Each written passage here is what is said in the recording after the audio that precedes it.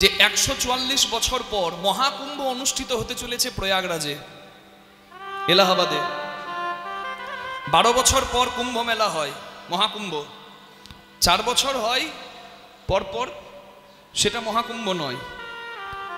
নাসিক, উজ্জয়িনী, এলাহাবাদ মানে প্রয়াগরাজ আর হরিদ্বার, এই ৪টে জায়গায় মহাকুম্ভ মেলা হয় ১৪৪ বছর পর, মানে ১২টা কুম্ভ অতিবাহিত হওয়ার পর। ১২ × ১৪৪, তাহলে ১২টা মহাকুম্ভ অতিবাহিত হবার পর একটা পূর্ণ কুম্ভ ১৪৪ বছর পর ২০২৫ সালে আমরা বড় ভাগ্যবান, প্রয়াগরাজে অনুষ্ঠিত হতে চলেছে ১১-১৩ জানুয়ারি থেকে ২৬ ফেব্রুয়ারি পর্যন্ত। হরিবল। যেখানে ৪০ থেকে ৫০ কোটি ভক্তবৃন্দের জন্য ব্যবস্থা রাখা হচ্ছে। অনুমান করা হচ্ছে ৪০ থেকে ৫০ কোটি ভক্তবৃন্দের সমাগম হবে, আরো বাড়বে, কমবে না। ১০০ কোটি ভক্তবৃন্দের আসা হবে, স্নান হবে, সেই ব্যবস্থা রাখা হয়েছে মহাকুম্ভে প্রয়াগরাজে, এলাহাবাদে, গঙ্গা যমুনা সরস্বতী সঙ্গমে। প্রসঙ্গত যেহেতু এসেছে আপনারা শুনুন। একটু আগে আমি বললাম না যে অমৃত পাওয়া যায় এই স্থানে, তাই আপনারা এসে বসেছেন। অমৃতটা কি? কশ্যপ মুনির স্ত্রী কদ্রুর কাছে বিনতা, গরুর জননী মানে ভগবান শ্রীহরির বাহন গরুর জননী মা বিনতা দাসী হয়েছিলেন। সতীন, সতীনের দাসী হয়ে আছে। বিনতাও কশ্যপ মুনির স্ত্রী, কদ্রুও কশ্যপ মুনির স্ত্রী, কিন্তু দাসী হয়ে আছে বিনতা কদ্রুর কাছে। গরুর মহারাজ জন্ম নিয়ে দেখলেন আমার মা আমার সৎমায়ের কাছে দাসী হয়ে আছে। সৎমায়ের কাছে গিয়ে বললেন, মা গো, মায়ের দাসিত্ব মুক্তির জন্য আমি সব করতে পারি, তুমি আমাকে বলো কি করতে হবে। বলে, তুমি যদি অমৃতের কলসি এনে দিতে পারো স্বর্গ থেকে, তাহলে তোমার মাকে আমি মুক্তি দেব। গরুর মহারাজ জিজ্ঞাসা করলেন সৎমাকে যে আমি অমৃতের কলসি এনে দিলে কি করবে মা? তখন নাগ জননী কদ্রু, সাপেদের মায়ের নাম কি? মনসা না, কদ্রু। নাগ জননী কদ্রু বললেন, আমার সন্তান সাপেরা অমৃত পাবে, তাই তুমি অমৃত এনে দাও। গরুর পাখি চিন্তা করলেন মায়ের দাসিত্ব মুক্তি করতে হবে, অমৃতের কলসি আমি আনবো, তবে সাপেরা যাতে অমৃত খেতে না পায় সেই ব্যবস্থাটিও করব। ইন্দ্রদেবকে যুদ্ধে পরাস্ত করে শ্রীহরির বাহন গরুর মহারাজ অমৃতের কলসি আনলেন স্বর্গধাম থেকে মর্তধামে, এনে রাখলেন বৃন্দাবনে একটা কদম্ব বৃক্ষের ওপর। সেই কদম গাছে একটু অমৃত পড়লো, কদম গাছটা অমৃত পেয়ে 4 যুগে অমর হয়ে রইল। এখনো গিয়ে দর্শন করতে পারেন, শাস্ত্রীয় ব্যাখ্যা এটাই। এরপর গরুর পাখি অমৃতের কলসিটা বৃন্দাবনে কিছু ধারালো লম্বা লম্বা ঘাস পাওয়া যেত, যাকে বলা হয় কুশ ঘাস তৎসময়ে। তা সেই লম্বা লম্বা ঘাসগুলো বিছিয়ে দিয়ে তার উপর অমৃতের কলসিটি নামিয়ে গরুর মহারাজ সৎমা কদ্রুর কাছে গিয়ে বললেন, মা, তুমি আমার মা, তবে সৎমা। আমার মা তো তোমার দাসী। এই দেখো, তুমি বলেছিলে অমৃতের কলসি আনলে আমার মাকে মুক্তি দেবে, দেখো আমি এনেছি, দাও আমার মাকে মুক্তি দাও। বলে, বেশ, কথা যখন রেখেছো, আজ থেকে গরুর তোমার মা দাসীবৃত্তি থেকে মুক্ত মুক্ত মুক্ত। সাপও মরল, লাঠিও ভাঙলো না, মায়ের দাসিত্ব থেকে মা মুক্তি লাভ করলো। এরপর সাপেরা যখন অমৃতের কলসি এনেছে দেখে অমৃত খাবার জন্য জিভ বের করে এলো। গরুর মহারাজ বলল যে, ওরে সর্পকুল, বোধবুদ্ধি তো কিছু নাই, শুদ্ধ না হয়ে কি কেউ অমৃত পায়? যা স্নান করে আয়। সাপেরা স্নান করতে গেল, ঠিক এমন সময় গরুর পাখি ইশারা করে দিলেন আড়াল থেকে ইন্দ্রপুত্র জয়ন্তকে, যে যাও, সাপেরা যদি অমৃত পায় তাহলে পৃথিবীতে বিষ ঢেলে ঢেলে পৃথিবীটাকে শেষ করে দেবে, কেউ আর বাঁচবে না। তাই সাপেরা অমৃত পেল না, তার আগে অমৃতের কলসিটা ইন্দ্রপুত্র জয়ন্ত নিয়ে চলে গেল। এই যে জয়ন্ত, ইন্দ্রপুত্র জয়ন্ত, যে ছিল অদৃশ্যমান, তাকে কেউ চোখে দেখতে পেত না। যেমন কামদেব অশরীরী, তেমন জয়ন্ত অশরীরী। সেই ইন্দ্রপুত্র জয়ন্ত অমৃতের কলসিটা নিয়ে যাবার সময় ভারতবর্ষের 4টি স্থানে, নাসিক, উজ্জয়িনী, প্রয়াগরাজ আর হরিদ্বার, এই 4টে জায়গায় অমৃতের কলসিটি নামিয়ে বিশ্রাম নিয়ে তারপর স্বর্গযাত্রা করেছিল। যেহেতু এই 4টে জায়গায় অমৃতের কলসি নামানো হয়েছিল, তাই বিশেষ গ্রহের অবস্থান অনুযায়ী নির্ধারণ করা হয় কুম্ভের তারিখ। হরিবল। পূর্ণ তিথিতে, পূর্ণ লগ্নে ওইখানে মেলা হয়, মহাকুম্ভ মেলা, এই 4টি স্থানে। এবং লক্ষ লক্ষ নয়, কোটি কোটি ভক্তের সমাগম হয়। যে অমৃতের কলসি ওখানে যখন নামানো হয়েছিল, ওইখানে গিয়ে স্নান করলে নিশ্চয়ই অমরত্ব লাভ করা যাবে। নিতাই গৌর প্রেমানন্দে হরি হরি। তাই আমরা বড় ভাগ্যবান। 13ই জানুয়ারি থেকে 26শে ফেব্রুয়ারি, মানে এই পৌষ পূর্ণিমা থেকে একবারে শিবরাত্রি পর্যন্ত চলবে মহাকুম্ভ। বহু প্রতীক্ষার ফল। আমারও যাবার ইচ্ছা আছে মা, আপনারা আশীর্বাদ করবেন যেন আমারও যাত্রা সফল হয়। নিতাই গৌর হরি বল। তাহলে দেখুন, 6টি মহাস্নান আছে, 6টি মহাস্নান একবারে পূর্ণ। প্রত্যেকটা দিনই সুন্দর, তবে 6টি মহাস্নান খুব উল্লেখযোগ্য। প্রথম আপনারা জানেন দিনগুলোর মাহাত্ম্য। শুরু হচ্ছে যেদিন পৌষ পূর্ণিমা সেটি, তারপরের দিন মকর সংক্রান্তি। হরি বল। তাহলে পৌষ পূর্ণিমায় একটা স্নান, মকর সংক্রান্তির দিনে একটা স্নান, তারপরে মৌনী অমাবস্যায় একটা স্নান। হরি বল। কালী পুজো হয় না, মৌনী অমাবস্যায় একটা স্নান, তারপর সরস্বতীর আগমন দিন বসন্ত পঞ্চমী, সেই সময় একটা স্নান। হরি বল। আরেকটা হচ্ছে পুত্রদা একাদশী, সেই দিনে একটা পবিত্র স্নান। আর শেষ স্নানটি হবে, পুত্রদা একাদশী নয়, মাঘী পূর্ণিমায় একটা পবিত্র স্নান। আর শেষ স্নানটি হবে শিবরাত্রির দিন, মানে যে দিনটা শিবের জন্মদিন, আবার শিবায়ের বিবাহের দিন। নিতাই গৌর প্রেমানন্দে হরি হরি হরি। তাহলে আমি এতগুলো কথা বললাম শুধুমাত্র তথ্যটা আপনাদেরকে বলার জন্য। কি তথ্য? সাপেরা যখন স্নান করে এলো, সাপেরা অমৃত পেল কি না? কি পেল? অমৃত যেখানে নামানো ছিল, মনে মনে ভাবলো যদি একটু অমৃত পড়েছে তো একটু লেহন করি, মানে চাটি, যদি অমৃত পাই। এই জীব দিয়ে লেহন করতে গিয়ে, চাটতে গিয়ে সাপেদের জিহ্বাগুলি 2 খণ্ডে বিভক্ত হলো, কাটা গেল, 2টো ভাগ হয়ে গেল। সেই থেকে দেখা যায়, এখনো দেখবেন লক্ষ্য করে, সাপেদের জিভটা 2টি খণ্ডে বিভক্ত। তা আসল কথা হলো যে সাপেরা অমৃত আছে মনে করে যে ঘাস চাটলো, অমৃত পেল কি? পেল না। তাদের জিভ কাটলো, জ্বালা বাড়লো। ঠিক তদ্রূপ আমরাও যেখানে অমৃত আছে বলে যেটাকে খুব শক্ত করে জড়িয়ে ধরি, সেই সংসারে কিন্তু অমৃত নাই। বিষয় যত চেটে যান, বিষয় প্রয়োজন, তবে মনে রাখতে হবে বিষয় সারা জীবন চেটে যায় কেন? বিষয়ে কিন্তু পরমানন্দ অমৃত নাই। আছে কোথায়? বিষয়ের মাঝে থেকে তুমি অমৃতের সন্ধান করো। আছে কোথায়? হরিনামামৃত, চৈতন্য চরিতামৃত, ভাগবতামৃত, সংকীর্তনামৃত। নিতাই গৌর হরি হরি গৌর। তাই তো অমৃতের স্থানে এসে অমৃত নেবার জন্য পাত্র পেতে বসতে হয়। রসবৈষ রসজ্জে বায়ং লব্ধানন্দী ভবতি। যার গ্লাস যতটা, সে জল ধরতে পারবে ততটা। তাই আধার তৈরি করতে হয় ভক্ত সঙ্গে, সৎসঙ্গে বসে, যেন এই রসামৃত আমি ধরে রাখতে পারি, আস্বাদন করতে পারি, তার লাগি। হরি বল।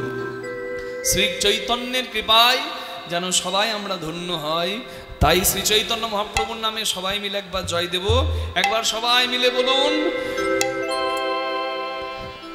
ভজ গৌরাঙ্গ কহ গৌরাঙ্গ লহ গৌরাঙ্গের নাম রে।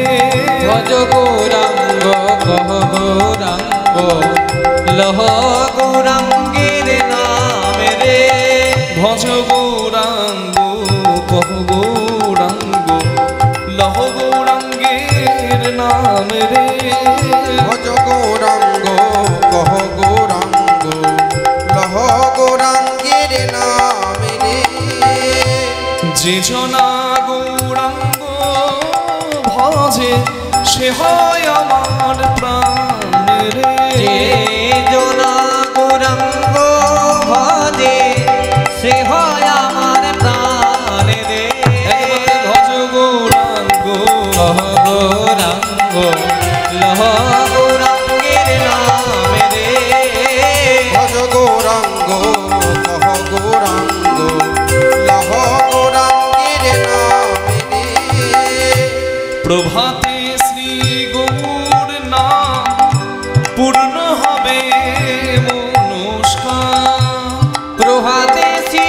গৌরী নাম পূর্ণ হবে মনস্কার প্রভাতে শ্রী গৌর নাম পূর্ণ হবে মনস্কার প্রভাতে শ্রী গৌরী নাম পূর্ণ হবে মনস্কার প্রভাতে গৌর নাম পূর্ণ হবে মনস্কাম জাগিয়া লহ কৃষ্ণ নাম রে ভজ গৌরাঙ্গ হরি কহ গৌরাঙ্গ লহ গৌরাঙ্গের নাম রে ভজ গৌরাঙ্গ কহ গৌরাঙ্গ লহ গৌরাঙ্গের নাম রে কীর্তন তো হচ্ছে, একটু সংকীর্তন হোক না। আপনারা আমরা সবাই মিলে একটু করার চেষ্টা করি। আমি জানি চাদরে হাতগুলো শীতের বেলায় ঢুকে থাকে, শীতের দিনে হাতগুলো চাদর থেকে বের করতে কারোর ভালো লাগে না, কিন্তু কষ্ট না করলে কেষ্ট নাই মা। আজকে যা করবেন সবটাই সেবাই লাগবে। উলুধ্বনি দিলেও সেবাই লাগবে, উলুধ্বনি সেবা। হরিধ্বনি দিলেও সেবাই লাগবে, হরিধ্বনি সেবা। একটু কষ্ট না হয়ে হবে কি মা? তাই একটু হাতগুলো বের করে দুটি হাত তুলে হাতে কাম আর মুখে বলো শ্রী গৌরাঙ্গের নাম।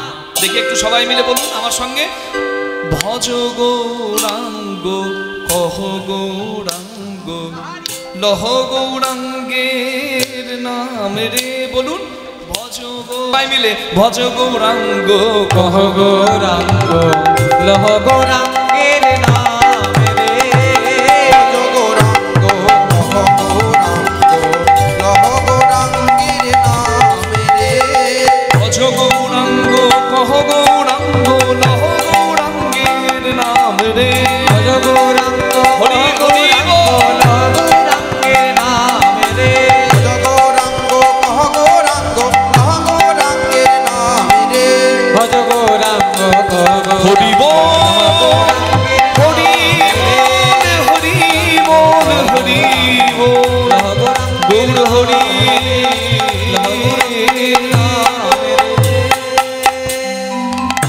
বলুন গৌরাঙ্গ মহাপ্রভু কি, নিতাই চাঁদ কি, নিজ নিজ গুরু মহারাজ কি জয়।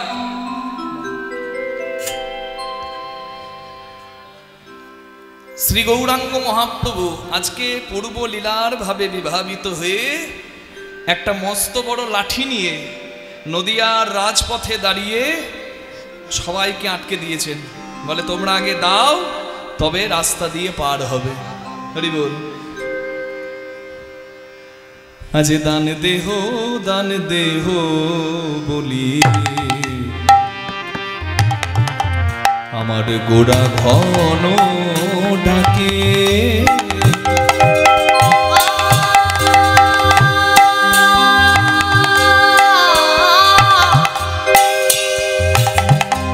দান দেহ বলি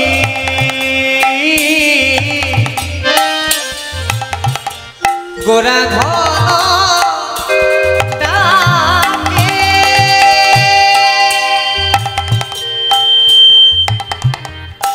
নি সা গ ম প গ গ ম প ni dha pa ग ग म प ni sa pa pa ni sa ga re sa pa ni sa ga re ni sa dha ma pa ni da pa ga ga ma pa ga ma ga re sa re ni sa ma pa ga ma pa।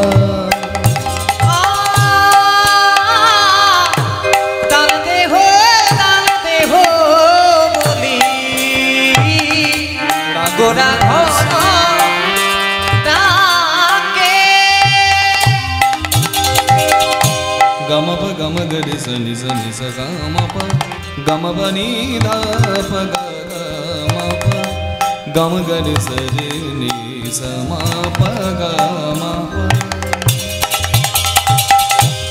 দান দেহ বলি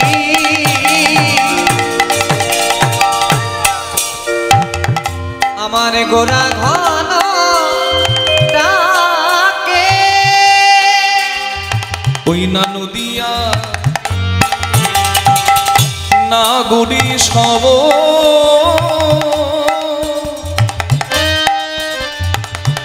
তারা পড়ল বিপাকে নদিয়ার নাগরী সব তারা পড়িল বিপাকে তারা বিপাকে পড়েছে পড়েছে বিপাকে পড়েছে তারা বিপাকে পড়েছে যেই না গৌর হেরেছে বিপাকে পড়েছে গৌর হেরেছে বিপাকে পড়েছে তারা বিষয় মায়া ছেড়েছে বিপাকে পড়েছে মায়া ছেড়েছে গৌর রূপ দর্শন করে ছেড়েছে দর্শন করে মায়া ছেড়েছে দর্শন করে মায়া ছেড়েছে দর্শন করে মায়া ছেড়েছে দর্শন করে মায়া ছেড়েছে দর্শন করে মায়া ছেড়েছে তারা বিপাকে পড়েছে নদিয়ার নাগরী সব তারা পড়িল বিপাকে পড়িল বিপাকে। আপনাদের এখানকার সরকারি স্কুলের হেডমাস্টার মশাই যদি রাস্তায় দাঁড়িয়ে সবাইকে বলে যে শোনো এই রাস্তায় যেতে গেলে আজ থেকে তোমাদেরকে পয়সা দিয়ে যেতে হবে, আপনারা অবাক হবেন না?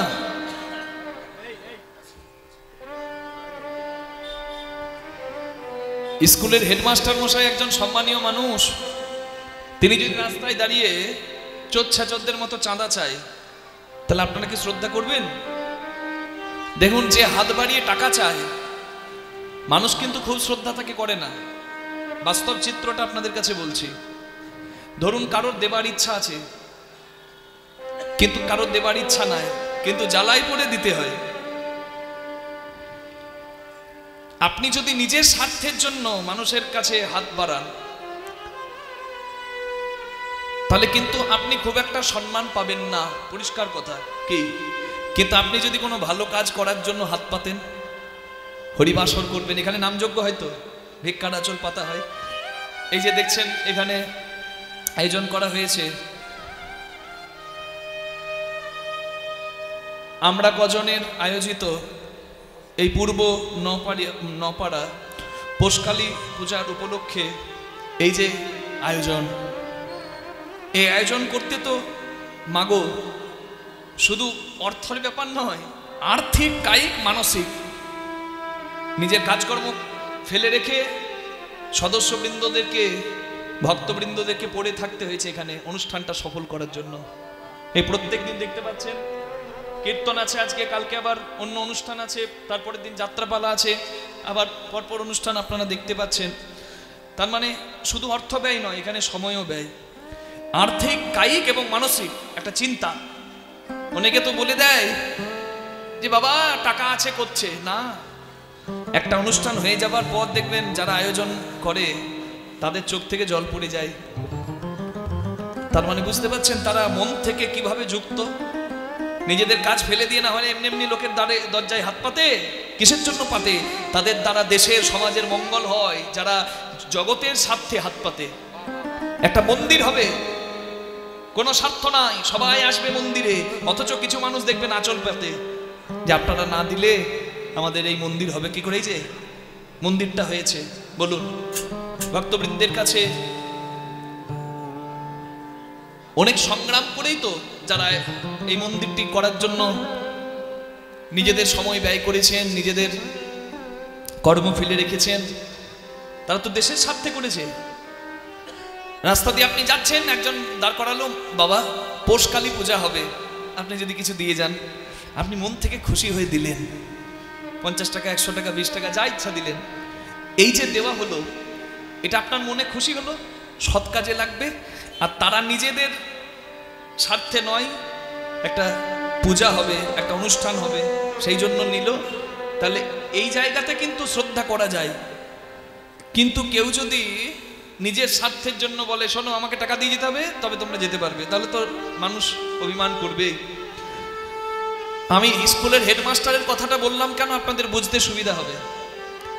এখানকার হেডমাস্টার যদি হাত পাতে তাহলে যেমন আপনারা অবাক হবেন, নবদ্বীপের হেডমাস্টার হচ্ছে শ্রী চৈতন্য মহাপ্রভু। কারণ নবদ্বীপের শ্রেষ্ঠ পণ্ডিত শ্রী গৌরাঙ্গ মানে নিমাই পণ্ডিত। তিনি রাস্তায় দাঁড়িয়ে সাধারণ মানুষের কথা ছেড়ে দিন, মানুষ ভাবতেই পারে ওর মাথা খারাপ হয়ে গেছে, কিন্তু গৌরাঙ্গ মহাপ্রভু যখন দাঁড় করিয়েছেন সবাই চমকে গেছে। কি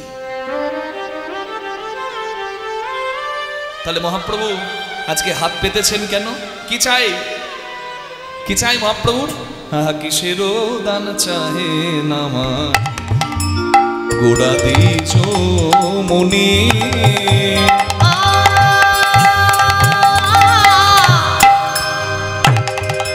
কিসের দান চাহে নামা গোড়া দিছ মনি। হই না বেত্র দিয়া আগুলিয়া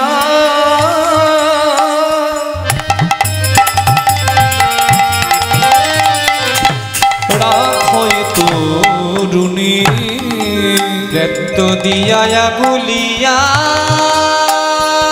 তাদে রাখো হে তরুণী।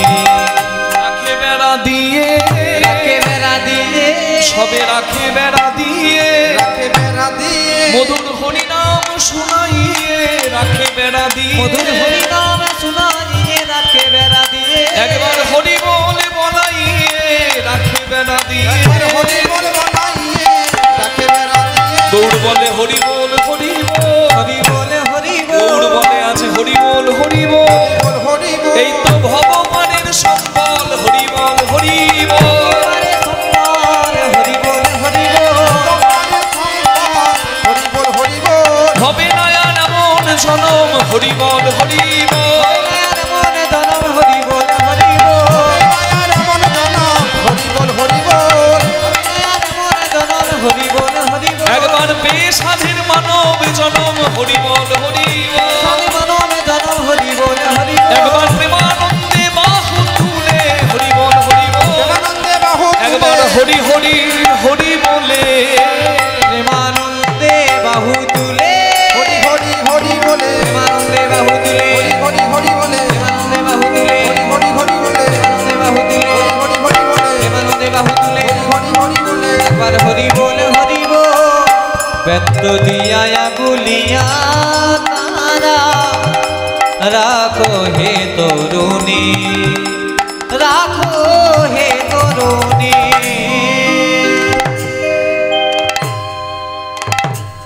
রাস্তার পাশে এক ভদ্রলোকের বাড়ি আছে। সরকার সেই বাড়িটা ভেঙে দিল বুলডোজার করে, ডজার দিয়ে বাড়িটাকে ভেঙে ফেলা হলো। আচ্ছা মা বলুন তো, সরকার যদি রাস্তার পাশের কোনো বাড়ি ভেঙে দেয়, সেই বাড়িটা ভেঙে দিয়ে, সেই ঘরটা ভেঙে দিয়ে সরকার কি সেখানে মদের দোকান করবে? না। সরকার কি সেখানে কোনো খারাপ কাজের জায়গা করবে? না। সরকার যদি ভেঙে দেয় বাড়িটা, হয় রাস্তাটা একটু চওড়া করবে যাতে সবার যেতে সুবিধা হয়, না হলে সেখানে বিদ্যালয় করবে, না হলে সেখানে হাসপাতাল মানে হসপিটাল করবে যাতে মানুষের মঙ্গল হয়। নদিয়াবাসী বুঝতে পেরেছে আজকে সাধারণ কেউ নয়, শ্রী গৌরাঙ্গ দাঁড়িয়েছে সবার আগে।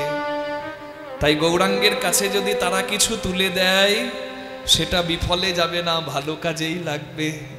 কারণ আজকে কলিযুগের ভগবান তাদেরকে দাঁড় করিয়ে তাদেরকে বলছে তোমরা দাও তবে তো পার হবে। এই পার হওয়া শুধু রাস্তা পার হওয়া নয়, এই পার হওয়া হলো এই ভবসাগর পার হওয়া। হরি বল।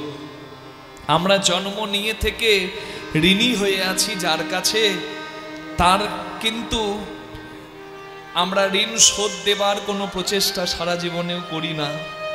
তাই আমরা বড় অকৃতজ্ঞ আজ চৈতন্য মহাপ্রভু বললেন যে ধার শোধ না করে তোমরা কোথাও পালাতে পারবে না।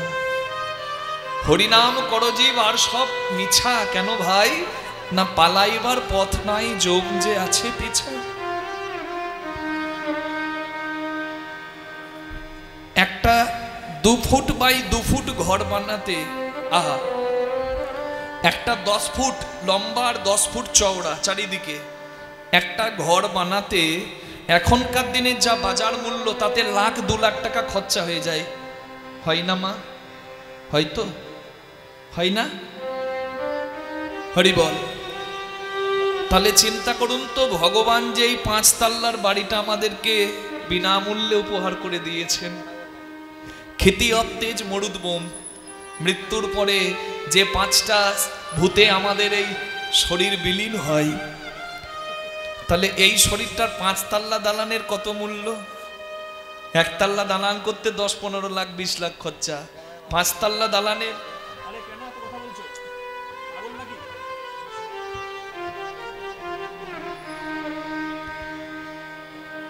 তাহলে 5 তাল্লা দালান যদি হয় তাহলে কত টাকা মূল্য হয় মা?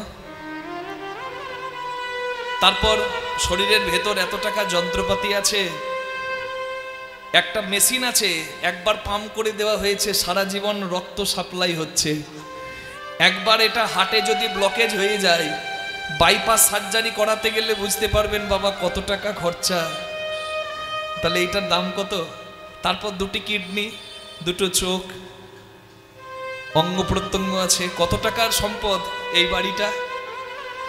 এত সুন্দর বাড়িটা আমাদেরকে যে দিয়েছে তাদেরকে কি দিতে পেরেছি? তাকে কি দিতে পেরেছি? পঞ্চায়েত এলাকায় থাকলে যদি জমি আপনার নামে হয়, রেজিস্ট্রি খরচা আছে, 6% সরকার নিয়ে নেবে, 7% নিয়ে নেবে। আপনি বাড়ি বানাতে যান, তার জন্য কর নেবে। রাস্তা দিয়ে গাড়ি নিয়ে যান, রোড ট্যাক্স নেবে। 5 লাখ 7 লাখ টাকার বেশি বছরে রোজগার করলে ইনকাম ট্যাক্স নেবে। আর যারা ভাবেন আমি 1 টাকাও কর দিই না, আমি তো বাবা খেটে খাই, 5 লাখ টাকা রোজগারও নাই, 4 চাকা গাড়িও নাই, তাই আমার করের বালাই নাই, ভুল ভাবছেন। 5 টাকার ব্রিটানিয়া বিস্কুট যদি কিনে খান, ওখানেও আপনি যে 5 টাকা দিচ্ছেন, 4 টাকার জিনিস পাচ্ছেন 1 টাকা ট্যাক্স হিসেবে সরকার কেটে নিচ্ছে, যাকে বলে GST, goods and service tax. একটা ভিখারিও কর দেয়, সেভাবে হিসেব করলে দেখা যায়। তার মানে যা কিছু আপনি ফ্যাসিলিটি পাচ্ছেন সব কিছুর জন্য আপনার থেকে কর নেওয়া হচ্ছে, কেন্দ্র সরকার বলুন আর রাজ্য সরকারই বলুন। কিন্তু ভগবান এমন সরকার, এমন মালিক, যে এত সুন্দর দেহ বাড়িটা বিনামূল্যে দিয়ে কোনোদিন আমাদের কাছে কিচ্ছু চাইনি। ওই যে কবি বললেন না, আটি কোঠরে নই দরজায় আঁকা,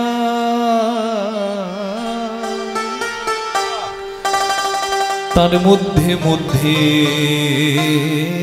ছড়ে কাকাটা। যদিও অন্য সঙ্গীত, তবু যদি আপনারা অনুমতি দেন তাহলে 2 লাইন গাইব, গাওয়া যাবে? ওগো তার উপরে সদর কোঠা, এই আয়না মহল তার কেমনে আসে যায়। দেহ খাঁচার ভিতর চিন পাখি কেমনে আসে যায়। দেহ খাঁচার ভিতর অচিন পাখি কেমনে আসে যায়। তারে ধরতে পারলে মনো, তারে ধরতে পারলে মনো মেরি, আমি দিতাম পাখির কেমনে আসে যায়। দেহ খাঁচার ভিতর চিন পাখি কেমনে আসে যায়। দেহ খাঁচার ভিতর অচিন পাখি কেমনে আসে যায়। এই লাইটের আলোগুলো খুব সুন্দর। আজকের এই আয়োজন, বাহ, দেখুন এখানে এলেই যেন প্রাণ জুড়িয়ে যাচ্ছে, যাচ্ছে না? এত সুন্দর মাইক, এত সুন্দর লাইট, এত সুন্দর সাজানো, এত সুন্দর প্যান্ডেল। লাইটগুলো যাদের যাদের মুখে পড়ছে, পাউডার ফেয়ার এন্ড লাভলি মাখা মুখগুলো বেশ চকচক চকচক করছে। আর দেখে আমাদের কি মনে হচ্ছে বলুন তো, বাহ ছেলেটা কি সুন্দর, মেয়েটা কি সুন্দর। কিন্তু যাকে দেখে আজকে সুন্দর ভাবছি, বলুন তো সে কতক্ষণ সুন্দর? আজকে তার ভেতর যে আছে সেই নিত্য ধনের জন্যই তো সে সুন্দর। এক্ষুনি যদি খাঁচার পাখি চলে যায়, বিদায় নেয়, তাহলে বলুন কালকে যাকে সুন্দর ভাবছিলেন, কালকে তার কাছে আসতে গেলে নাক বন্ধ করতে হয়, গন্ধ ছড়াচ্ছে, এবার একে সৎকার করো। কোথায় গেল? আমরা তো সুন্দরের পূজারী, সুন্দর যা কিছু দেখি তাতেই মন বিমোহিত হয়। কোথায় গেল সৌন্দর্য? আমরা তো আসল সুন্দর চিনি না, তাই তো ঠকতে হয়। আসল সুন্দর চিনুন, জীবনে ঠকতে হবে না। হরি বল, হরি বল।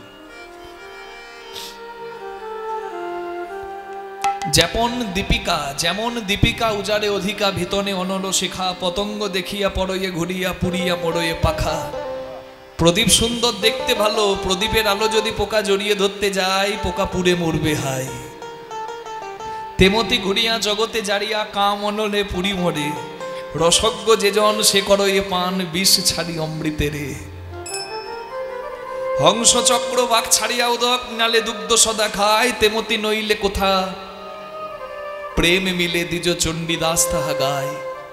আমরা প্রেমের পূজারী নই, কামের পূজারী। আমরা সুন্দর চিনি না, অনিত্য সুন্দরকে আমরা নিত্য সুন্দর মনে করে ভুল করি। মা আজকে সুন্দর যাকে দেখছেন, এক সপ্তাহ যদি তার শরীরটা পাখি চলে যাওয়ার পর পড়ে থাকে না, পোকাতে মাকড়ে এমন অবস্থা করবে, ওই সুন্দর যাকে দেখতে খুব ভালো লাগতো তার দিকে তাকাতে ঘৃণা লাগবে, তাকানো যাবে না। তাহলে কোথায় গেল সৌন্দর্য? খাঁচার যত্ন করতে সারা জীবন আমরা ব্যস্ত হয়ে রইলাম, কিন্তু যে পাখির জন্যই খাঁচার মূল্য, যে পাখি না থাকলেই খাঁচাটার কোনো মূল্য নাই, সেই পাখিকে আমরা চিনলাম না ভাই। তাই তো ওপার বাংলার কবি লিখলেন, মন তুই রইলি খাঁচারি আসে,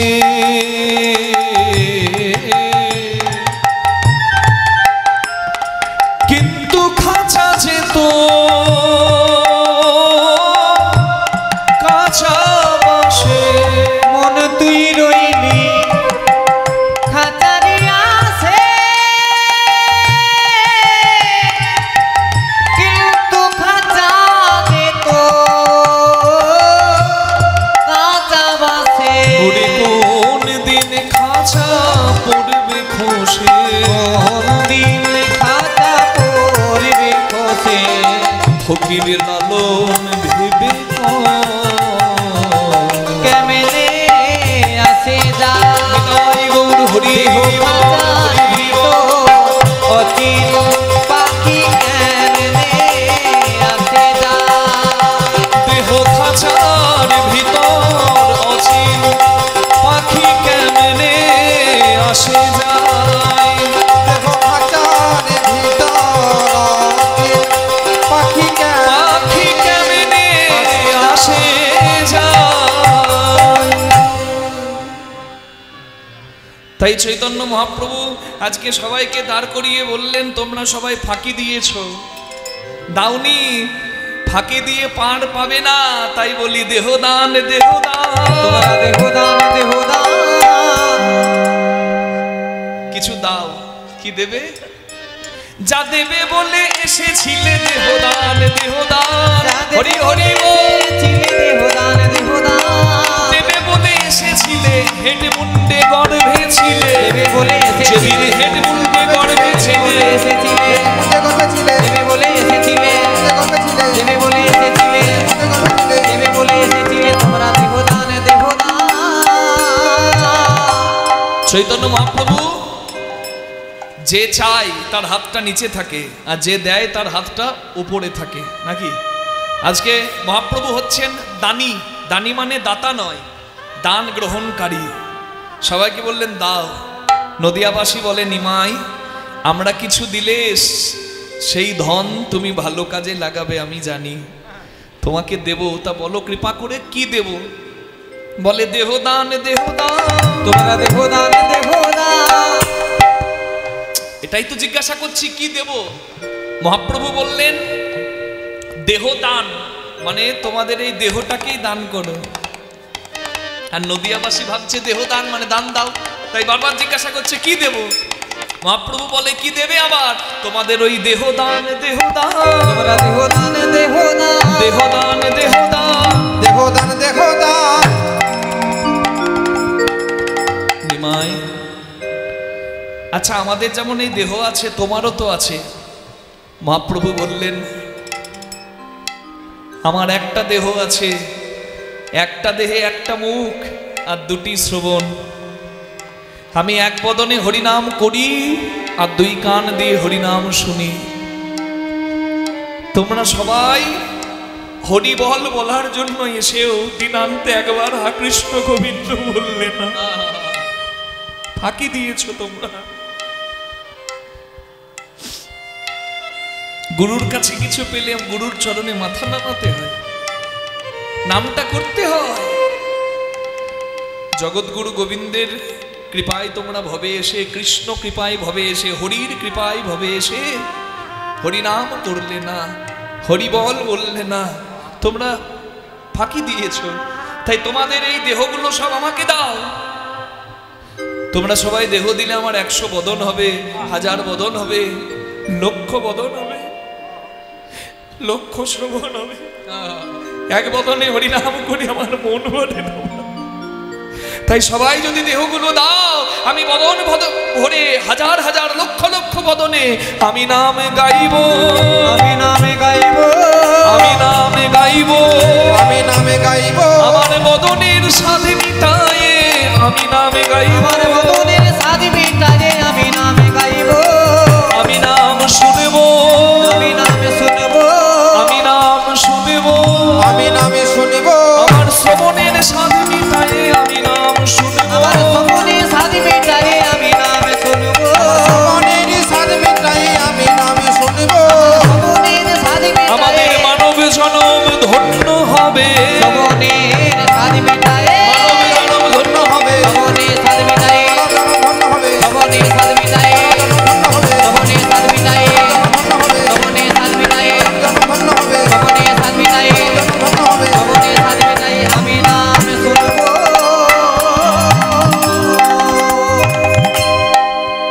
কৃষ্ণ অবতারে আমি সাধিয়াছি দান, সাধিয়াছি দান। সে ভাব পড়ল মনে, তাই বাসুদে ঘোষে গান, বাসু ঘোষে গান। সে ভাব পড়ল মনে, বাসু ঘোষে গায় রে, সে ভাব পড়ল মনে, বাসু ঘোষে গায় রে, ভাব পড়ল মনে, বাসু ঘোষে গান। সে ভাব পড়ল মনে। জয় জয় নিতাই গৌর প্রেমানন্দে, হরি বল হরি বল হরি।